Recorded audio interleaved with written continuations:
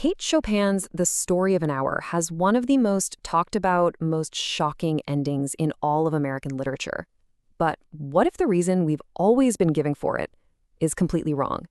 Today, we're going to dig into that stunning final moment using a really unique blend of literature, metaphysics, and even biophysics to see if we can uncover a much deeper story. Right there, that's the final line. It's so famous.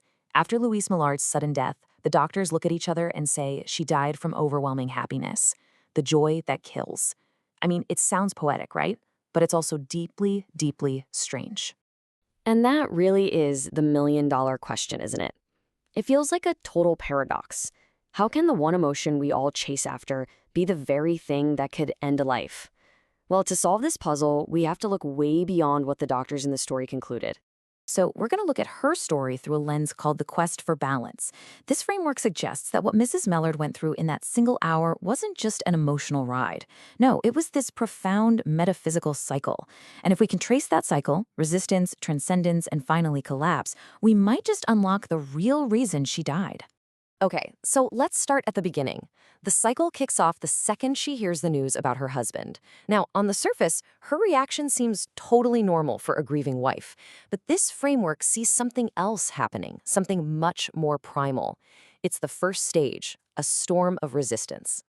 The story tells us she wept with sudden, wild abandonment. See, this isn't just a few quiet tears. This is a storm. It's a massive, uncontrolled physical and emotional eruption.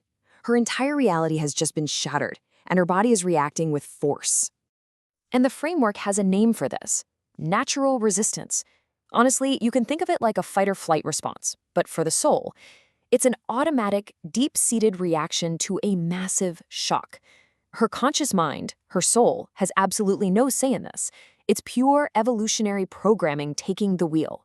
Now, all that intense resistance, it creates something. A kind of metaphysical weight. The source material calls it spiritual mass. It's like her grief is a heavy cloak that just materializes on her shoulders. The sudden lack of her husband creates this bone-deep, soul-deep exhaustion. This is the first step, and it's a heavy one. So after that initial storm, Louise goes to her room, alone. But this isn't just about getting some privacy. This is a critical moment. It's a turn inward that pushes her into the second stage of this cycle, a powerful moment of awareness. There's a technical term for this moment, epistrophe. It sounds complicated, but all it means is an involuntary turn towards the self. She's not deciding to go reflect. She's being pulled inward, into this deep state of contemplation. And once she's in that space, what does she see out her window? It's not death. It's not darkness, it's life. Trees full of new spring life, the smell of rain, birds everywhere, blue sky peeking through the clouds. The contrast between her inner world of grief and this vibrant outer world couldn't be more stark, and it's absolutely crucial. This is where we get to the central metaphor of this stage, the mirror. Think of her awareness as a perfect mirror. At first, it's reflecting the dark alley of her current situation, the grief, the loss, her entire identity as a wife. But as she keeps looking out that window, the reflection starts to change. It becomes a beautiful sunset reflecting new life and the possibility of freedom. And right here, this is the light bulb moment. She has a profound realization. She isn't the reflection in the mirror. She's the mirror itself. Her true self, her pure awareness, isn't defined by the grief or the joy that flickers across its surface. It just is. It's whole and complete no matter what it's reflecting. This realization is the trigger. It sets off the absolute climax of her inner journey. She's about to have an epiphany so powerful that it's not just a thought or feeling, it actually changes her, physically. And there it is, the moment everything flips. It starts as this quiet whisper. Free, free, free. She's not just Brently Mallard's wife anymore. She is her own person. For the first time, she feels free, body and soul free. In this framework, what she's doing is called the transcendence of identification. She is actively dissolving the social mask, the persona of wife, that has defined her entire adult life. She's letting go of that reflection, so she can finally connect with the mirror itself, that pure awareness she just discovered. Metaphysically speaking, this is a massive healing. The story tells us she has heart trouble, right? Well, this framework sees that as a metaphor for a deep-seated powerlessness, a feeling that came from having her own will constantly suppressed by her husband's. Her epiphany shifts her from a state of I want to I am.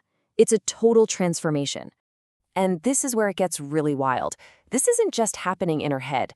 The story gives us the physical evidence. Her pulses beat fast, and the coursing blood warmed and relaxed every inch of her body.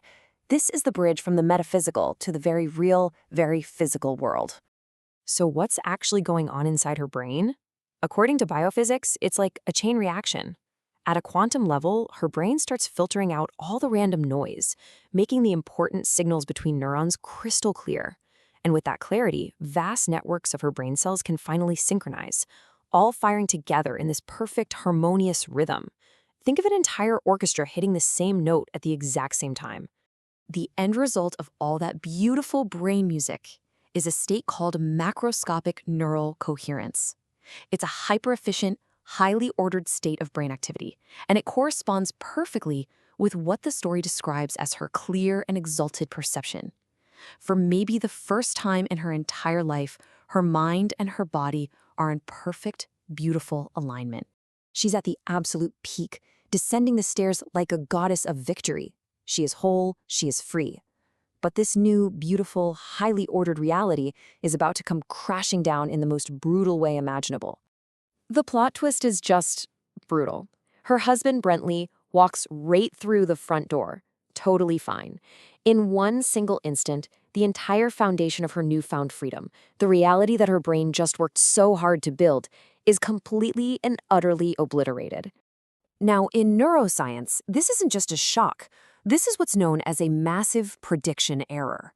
Her brain's newly coherent model was built on one single, undeniable fact. Her husband is dead.